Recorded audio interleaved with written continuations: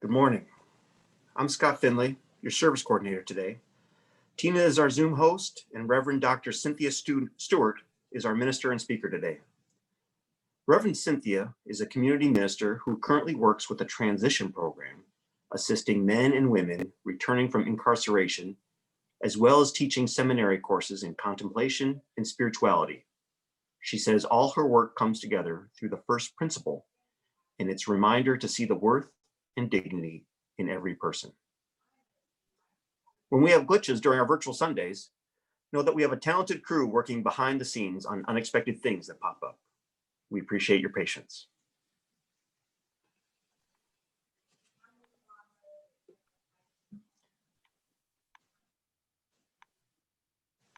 Now we'll have our chalice lighting.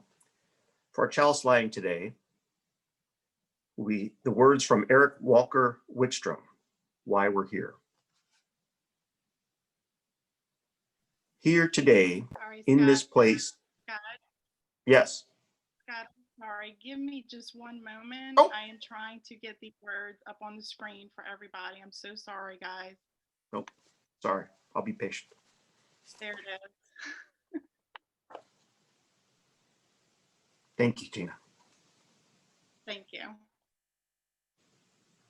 Here today, in this place and with these people, may we listen so that we can hear. May we hear so that we can feel. May we feel so that we can know. And may we know so that we can change ourselves and this world. May this chalice we light our way.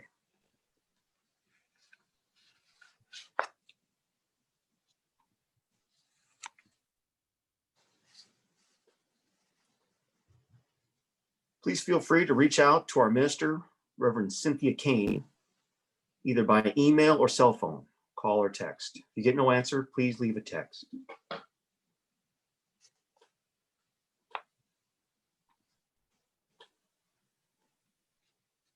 To be a member of the GNUUC, you don't have to swear that you believe a certain way.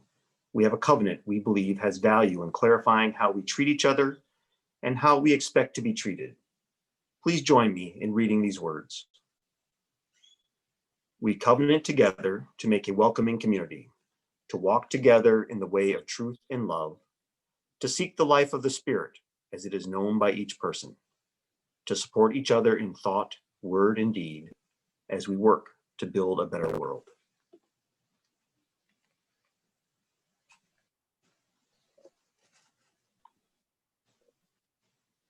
Now please join me as we sing There Is More Love Somewhere together.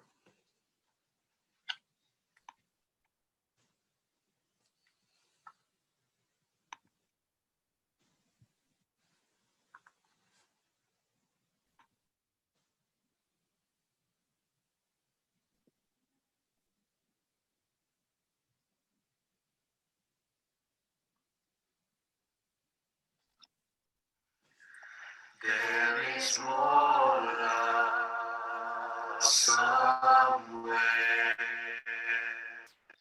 There is more love somewhere. I'm gonna keep on till I find it. There is more love somewhere. There is more peace somewhere. There is more peace somewhere. I'm gonna keep on till I find it. There is more peace somewhere. There is more joy somewhere. There is more joy somewhere. I'm gonna keep on till I find it. There is more joy somewhere.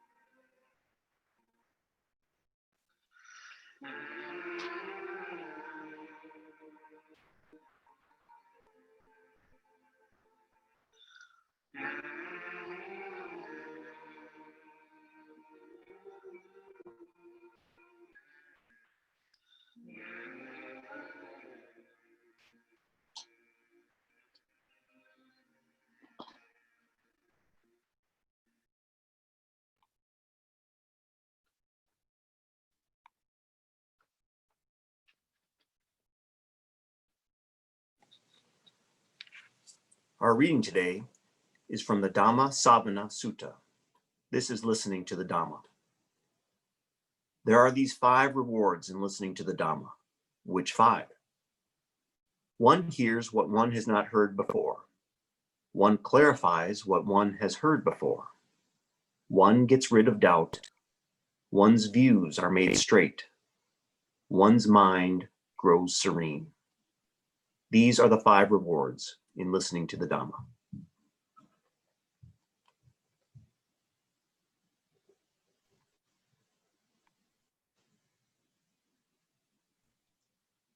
Our Share the Plate organization this month is True U Tennessee. True U Tennessee is in the beginning stages of opening, having just acquired their 501c3 status and preparing to fundraise. True U Tennessee will build the first group home for LGBTQ+ teens and youth in the Southeast. The group recently moved into their first office space. True U Tennessee is working to reduce the number of homeless LGBTQ+ youth, to reduce suicide in the community, and to give these youth in the foster system a safe place to call home. There are 3 ways you can donate. At NashvilleUU.org, click Donate and choose the account Share the Plate or Pledge. Text 615-245-5553 in amount plus the account. Or you can mail a check to GNUUC at the address on the screen. Put in the memo either Pledge or Share the Plate.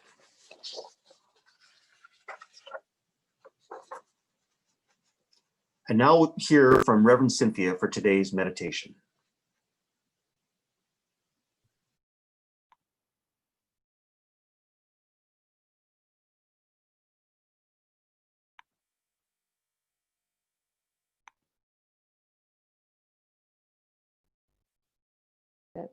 Hello, everyone. And today we are going to engage our sense of hearing for our meditation today. I'm going to invite you all to settle your bodies comfortably and to begin to find where your body is in space. Begin to notice your breath. And you may wish to close your eyes. As you feel your breath moving in and out of your body, you may notice, if you're breathing through your nose, that the breath is cooler coming into your body and warmer as it leaves your body. Feel the breath rising and falling. And as you feel this breath moving in your body, notice how it travels in your body, from your chest, into your belly. And feel your body relax as the breath deflates and leaves the body. When you have settled into an amount of release, I invite you to notice a sound, whatever sound you hear. Just whatever you hear first, listen intently to that for just a moment.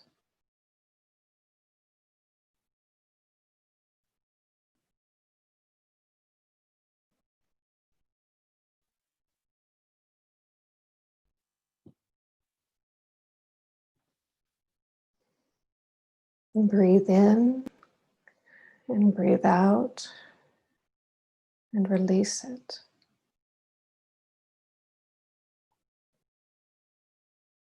I invite you to stretch your sense of hearing as far as you can.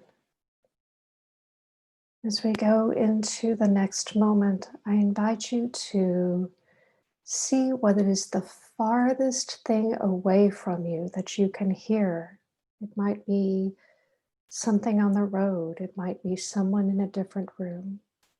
But let us breathe in and out and then begin to listen.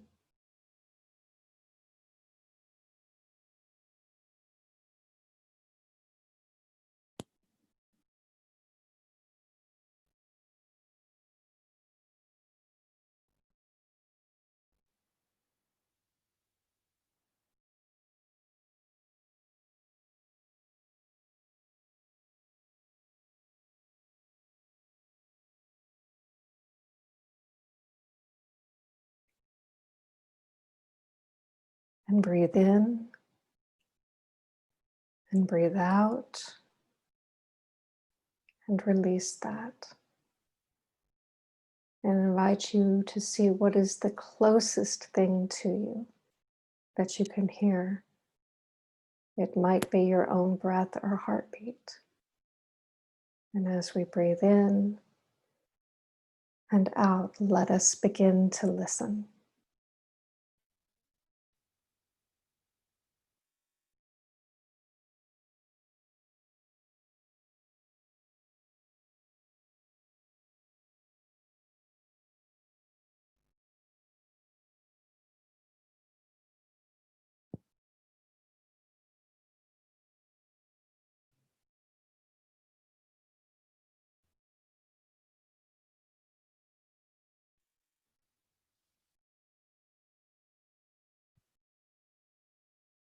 And breathe in and breathe out and release it. And just before we return to being together once again, I invite you to give just a moment of gratitude for the work that your ears, your hearing do in bringing you knowledge of the world, knowledge of wisdom, all kinds of knowledge into your being. Namaste.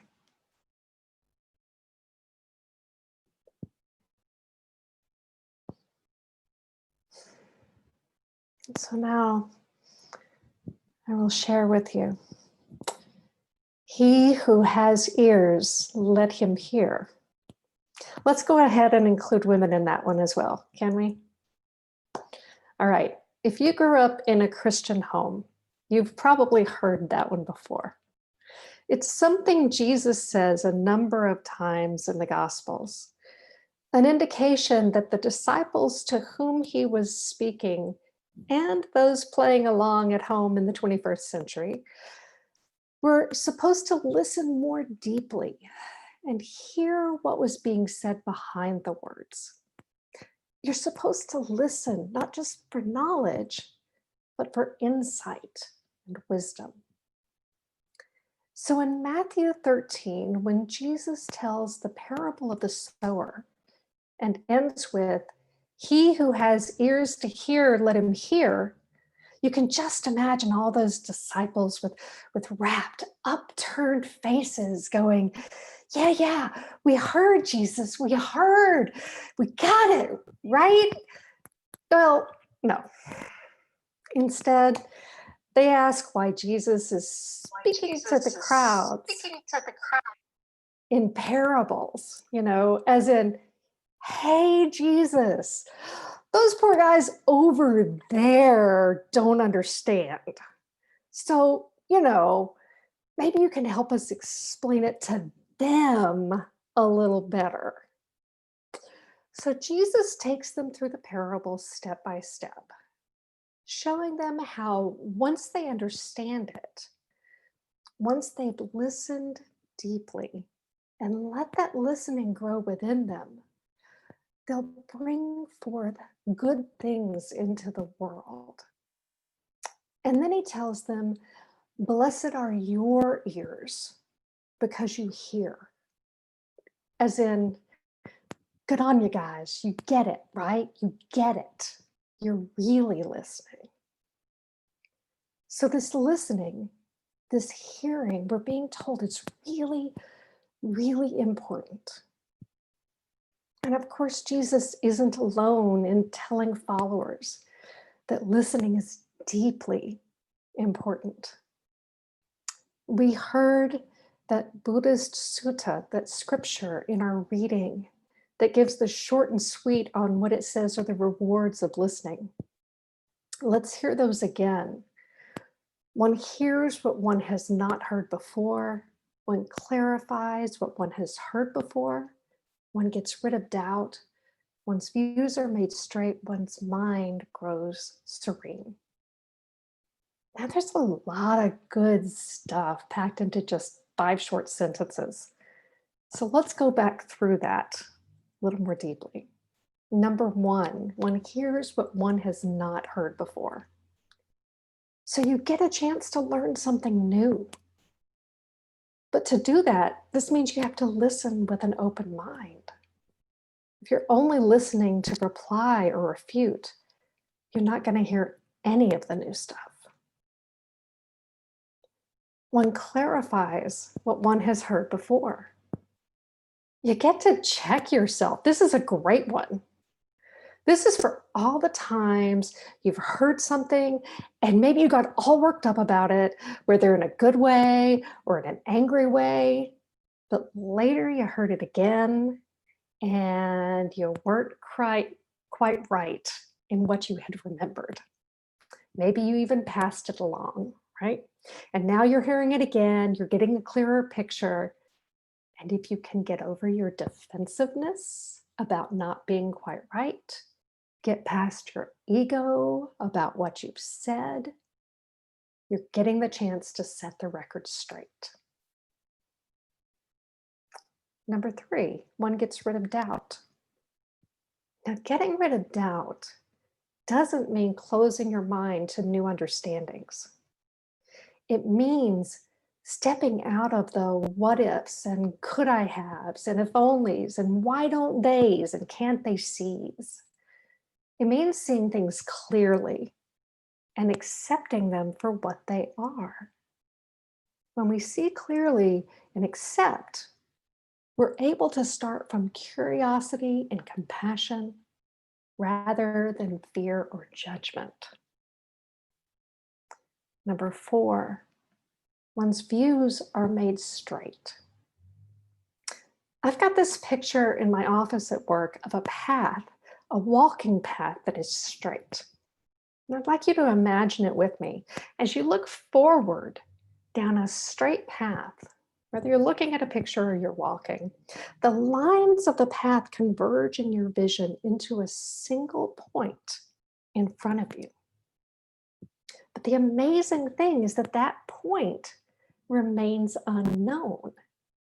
Even if you're walking a straight path, you can only know so many steps ahead, and the rest is all mystery, right? And it's the same thing with having our views made straight. This, again, isn't about rigid certainty, but about understanding how to move forward from where we are, how our values and our ideals apply to each situation in our lives as guiding lights. But still, we walk forward with mystery and wonder, knowing that the ideals of today and the path of today may branch off tomorrow. And number 5, one's mind grows serene. So let's see how far we've come. We've learned something new, checked ourselves for error and omission, moved past doubt while holding curiosity, walked along the straight path and recognized its inherent mystery. It seems pretty obvious now that our minds will grow serene through this journey of listening. Right? But of course, we've got to be listening to the right things. When Jesus told his disciples, "He who has ears, let him hear," he was talking about the good news of God's redemption and love. When the Dhammasavana Sutta talks about listening, it specifically tells us that these are the rewards of listening to the Dharma.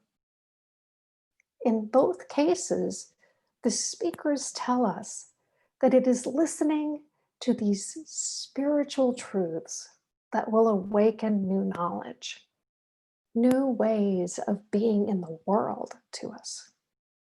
And these are far from the only two spiritual masters that sing the praises of listening to truth. The Quran promises blessing and mercy to those who listen to its truths. When the Quran is read, listen attentively and fall silent so that you may be blessed with mercy. The Guru Granth Sahib, the holy book and spiritual teacher of the Sikhs, has this to say about listening. Listening, pain and sin are erased. Listening, truth, contentment, and spiritual wisdom. Listening, reading and reciting, honor is obtained. Listening, intuitively grasp the essence of meditation. Listening, dive deep into the ocean of virtue. Listening, the unreachable comes within your grasp. O Nanak, the devotees are forever in bliss. And these, of course, are but a few of the quotations that could be gathered from holy books and ancient sages. So many spiritual leaders tell us of the importance of listening, of deeply listening to the truths they offer. So why is this? It's because those truths are ultimately always about connecting to the source of truth in some form or other. And while we here may not all be Christians or Buddhists or Muslims or Sikhs, we here are all followers of the truth as we seek it and as we find it. And as we connect to the source of truth as we know it, we begin to get past the chatter in our own heads, those negative voices we carry. The family or society or religious authority or television or internet or the biggest billboard telling us what we have to do to be good, right? Act like a lady, buy this new phone, everyone's watching that great show, or you just have to pray in this particular way, whatever it is.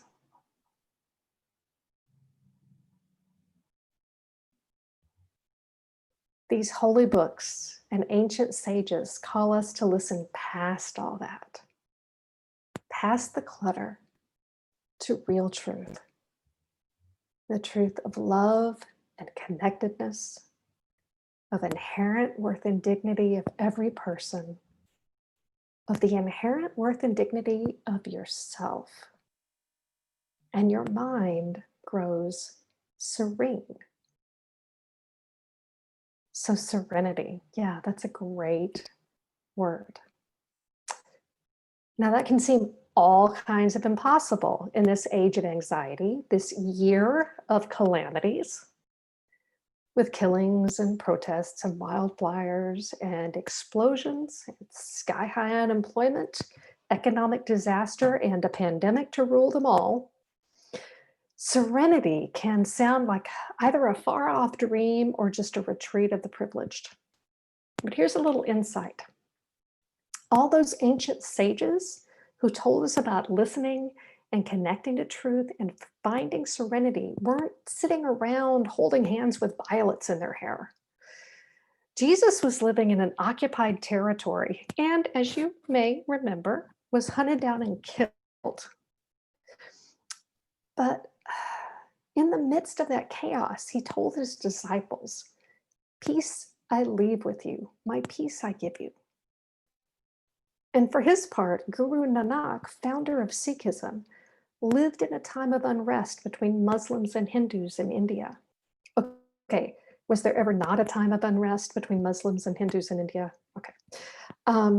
Nanak received a divine revelation and quite literally began his teaching with the words, "No one is Hindu, no one is Muslim." He just knocked out those divisions immediately and insisted that God is in everyone, and then set out on journeys to tell everyone this simple and vital truth. These men, these sages, these leaders, they didn't retreat from the chaos and craziness of their own times and places. And they didn't get sucked into it either. Instead, they connected with Source, found truth, found serenity, and then walked right out into the middle of the chaos and the craziness and carried that connection, carried that truth, that serenity right with them and offered it to others, telling them to listen. And I didn't ask people to ignore the world, but rather to transform it. Listening, finding serenity so that you can act from connection to Source and knowledge of truth, rather than simply reacting to the fear all around. This is what they and so many others have taught. And then asked all those who who heard them to remember as they moved forward to help transform the world. So as I was thinking about this sermon, I reflected on an interview I listened to with Patrisse Cullors, one of the co-founders of Black Lives Matter. At one point, she was talking about how at a BLM event, they'll often begin with prayer, and that people will be using sage to clear negative energy. And they'll be building altars to people who have died. She was saying that it's deeply spiritual work, deeply transformative work. And she also described how it all begins in listening, really listening to the stories of people in the community who are hurting, who need healing, who need justice. All of this too is truth, a call to Source, a connection to God. This too is where carrying a serene mind allows her and others to do the transformative work that is needed. So here in this chaos and craziness and a big important political election, when political ads are blasting you from every kind of screen you may own, when negativity and fear and anger can accost you like a sudden scorching wind, I invite you to recognize that you are listening to something and that you are inevitably being transformed by something. Are you listening to voices that speak love? Voices that connect you to Source and that lead you to see all others, not just the ones you like, but all others with more compassion, and to work every day a little more for justice and healing? Or are you listening to voices of fear that fill you with distrust of others, that lead you to act solely from some form of self-preservation? How are you being transformed from your listening? Guru Nanak said, "I see no stranger, I see no enemy. They who have ears to hear, let them hear." Amen.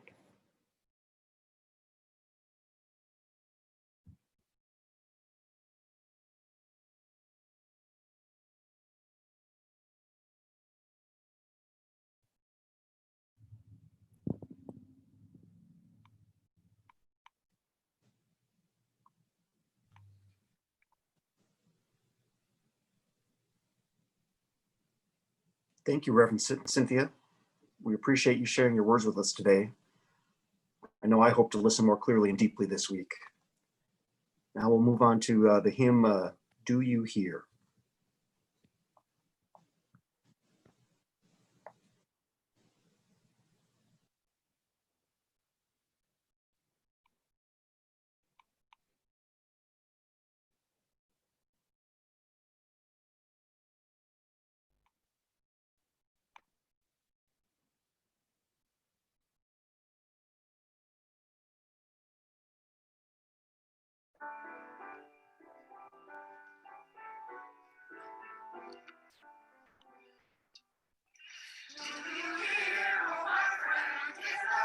place where you stand, through the sky, through the land. Do you hear? Do you hear?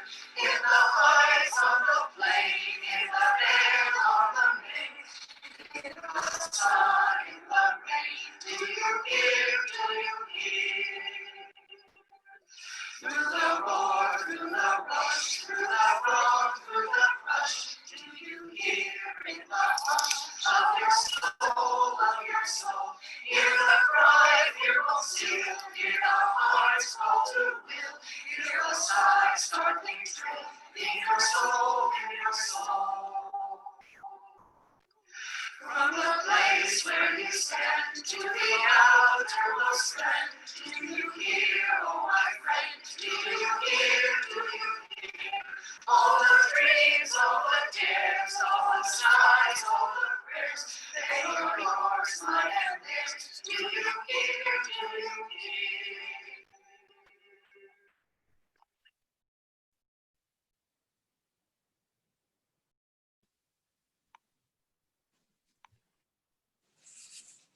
This ends the broadcast portion of today's service. Our Zoom host will now stop the recording.